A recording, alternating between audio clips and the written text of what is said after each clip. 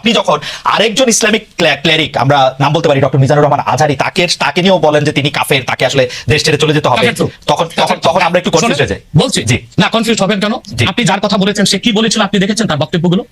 আমি দেখেছি, কিন্তু শোনেন কথা শোনেন। তাকে বলুন, সে তো আমার ছাত্র, তাকে জিজ্ঞেস করুন 2007 সালে সে আমার থেকে সবক পেয়েছে দারুন রাজাত মাদ্রাসায়। আমি তার টিচার, আমি তার শিক্ষক, এবং তার শিক্ষকরা আমাকে শিক্ষক মানে।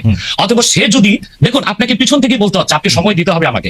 আপনি কিন্তু বসে আছেন একা, আমার কিন্তু কয়েক হাজার লোক বসে আছে আমার অপেক্ষায়, একটা শিডিউল প্রোগ্রাম আমি রেখে বসেছি আপনার এখানে, যেটা আপনার মাধ্যমে আমার মেসেজটা আমি অনেকের কাছে পৌঁছাতে পারবো। আপনি যে ব্যক্তির নাম দিয়েছেন তাকে আপনি কি দিয়ে তাকে স্কলার বলবেন? লক্ষ লক্ষ লোক হলে স্কলার হয়? এটা কোনো কথা নয়। দ্বিতীয় কথা হচ্ছে সে মুফতি নয়, ফতুয়া দেবার অধিকার রাখে মুফতি। স্কলার হওয়া এক জিনিস, ওয়াইজ হওয়া এক জিনিস, মুফতি হওয়া আরেক জিনিস। মানে আমার কথা হচ্ছে, আমি কি গ্র্যান্ড মুফতি বাংলাদেশে? তা আমি বলছি না, এটা বলার অথরিটি আমার নেই, কিন্তু আমার ফতুয়াতে কলম বসাবার মতো 10টা মুফতি আপনি বের করে দেন। এখন অন্য মুফতিরা বলছে না কেন, সেটা একটা সাহসিকতার বিষয় আছে, সেটা আরো কোনো তাদের প্রতিবন্ধকতা থাকতে পারে। যেমন আপনি দেখেছেন আওয়ামী শাসনের সময় দেশের অনেক বড় বড় আলেম শেখ হাসিনা দালালি করেছে, তো তারা কি এমন কোন ফতোয়া দিবে যে সরকার বেকায়দায় পড়ে? এখন অনেক আলেম আছে যেটা বর্তমান সরকারের নির্লজ্জ সমর্থন করে যাচ্ছে, কিন্তু এই সরকার ক্ষমতা আসার পর থেকে আমি শরিয়াত কোরআন সুন্নাহর আলোকে যতটুকু সমালোচনা করা দরকার গঠনমূলক সমালোচনা করে যাচ্ছি। আর আমাদের মতো 2-4-10 জন যারা মিডিয়াতে আছে তারাই কিন্তু দেশের আলেম না, হাজার হাজার আলেম ওলামা পীর মাশায়েখ নীরবে নিভৃতে নির্জনে ইসলামের খেদমত করে যাচ্ছে, তাদের মতামতটাও দেখতে হবে। এখন যারা ফ্রন্টে চলে এসেছে, মিডিয়াতে চলে এসেছে, সেলিব্রিটি হয়ে গেছে, তারাই কি বললো সেটা দেখার বিষয় না। এখানে তো যদি আপনি একটা প্রশ্ন আনেন যে আসলে শাতিনকে ক্ষমা পেতে পারে কিনা, বা রাষ্ট্র যদি শাতিনকে পৃষ্ঠপোষকতা দেয়, তার শাস্তি নির্ধারণ না করে, তাহলে কোনো জনগণ বিচারটা হাতে করতে পারবে কিনা? আপনি দেখুন পৃথিবীতে যত অভ্যুত্থান ও বিপ্লব হয়েছে জনগণ আইনকে হাতে তুলে নিয়েছে। আপনি 5ই আগস্ট দেখেন বাংলাদেশে রাষ্ট্র ক্ষমতা যে এসেছে বর্তমান সরকার, এটা গণতান্ত্রিক পদ্ধতিতে হয় নাই, ছাত্র জনতা আইনকে হাতে তুলে নিয়েছিল। এই বিপ্লবকে আপনি অবৈধ বলবেন? যে 6-7 জন সমন্বয় নেতৃত্ব দিয়েছে তাদেরকে আপনি সন্ত্রাসী বলবেন? না, কিছু করার ছিল না। 15 বছরে যে জগদ্দল পাথর ফেসিবাদী হাসিনা বসেছিল, গণতান্ত্রিক পদ্ধতিতে এটাকে সরানো সম্ভব হয় না, আইনকে হাতে তুলে নিতে হয়েছে। অতএব যদি গণতন্ত্রের স্বার্থ রক্ষায় আইনকে হাতে তুলে নেওয়া যায়, আল্লাহ তার হাবিবের সুমহান ইজ্জত এবং স্বার্থে, আল্লাহ তার হাবিব সাল্লাল্লাহু আলাইহি ওয়াসাল্লামের ইজ্জতের বিপক্ষে কেউ কথা বলবে এবং ধারাবাহিকভাবে শাস্তি পাবে না, চলতেই থাকবে। আমরা শুধু মিটিং মিছিল করে লাঠি পেটা খাবো, আপনার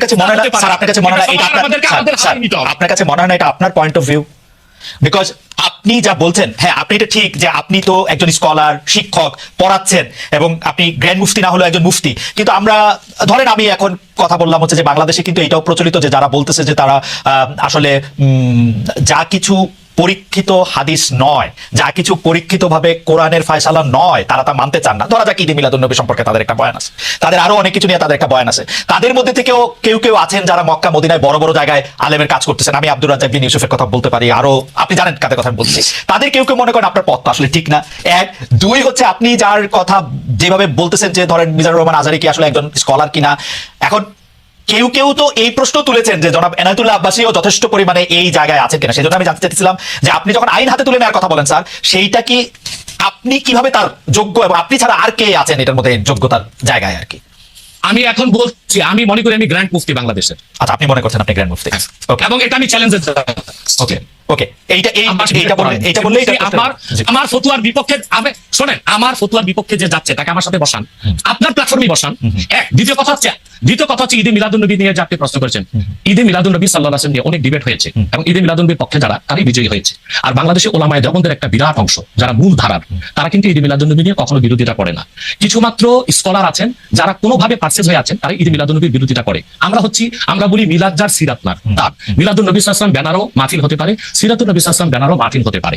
এবং আপনি শুনেছেন আজকে 4 বছর যাবত সৌদি সরকার উচ্চ ওলামা পরিষদ ফতোয়া দিয়েছে যে ঈদে মিলাদুন্নবী উপলক্ষে মাহফিল সৌদি আরবে হবে, এবং 12 রবিউল আউয়াল তারা রাষ্ট্রীয় ছুটি ঘোষণা করে রেখেছে।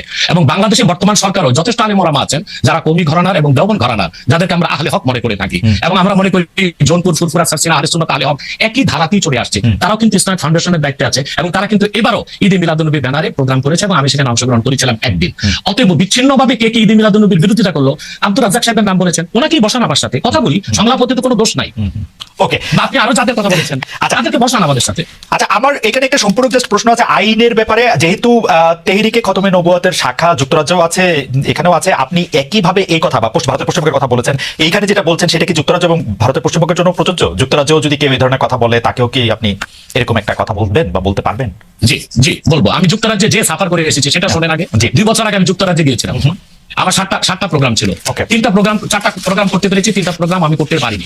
এবং সেখানে আমার বিরোধিতা করেছিল নাইজেল ফারাজ, আপনি জানেন তাকে, নাইজেল ফারাজকে CNN এর নিউজ প্রেজেন্টার, এবং সে ব্রেক্সিট আন্দোলনের হোতা ছিল, এবং সে ব্রিটিশ পার্লামেন্টের মেম্বার ছিল। আমার যদি সেন্ট্রাল লন্ডনের প্রোগ্রাম ছিল, নাইজেল ফারাজ লং মার্চের ঘোষণা দিয়েছিল এবং আমি সেখানে যেতে পারিনি। কেন? নাইজেল ফারাজ 23টা প্রতিবেদন করেছিল আমার বিপক্ষে, তার মধ্যে উল্লেখযোগ্য ছিল যে আমি মুরতাদের শাস্তি মৃত্যুদণ্ড চাই। বাট ব্রিটিশ পুলিশ আমাকে অ্যারেস্ট করিনি এবং ব্রিটিশ পুলিশ আমাকে শুধু প্রোগ্রাম করতে দেয়নি সহিংসভাবে, সেজন্য। কিন্তু আমি রানীকে গালি দিয়েছি, সেটাও সেখানে তুলে ধরা হয়েছে। আমি রানীকে গালি দেওয়া যায় এখানে? মুরতাদের শাস্তি মৃত্যুদণ্ড চেয়েছি, সেইটা 23টা প্রতিবেদন করে আমারই বক্তব্য ফতোয়াগুলো সেখানে লন্ডনে দেখানো হয়েছে। Okay. আমি বাংলাদেশে যে চরিত্র, লন্ডনে সেই চরিত্র, পশ্চিম বাংলায় সেই চরিত্র। ওকে।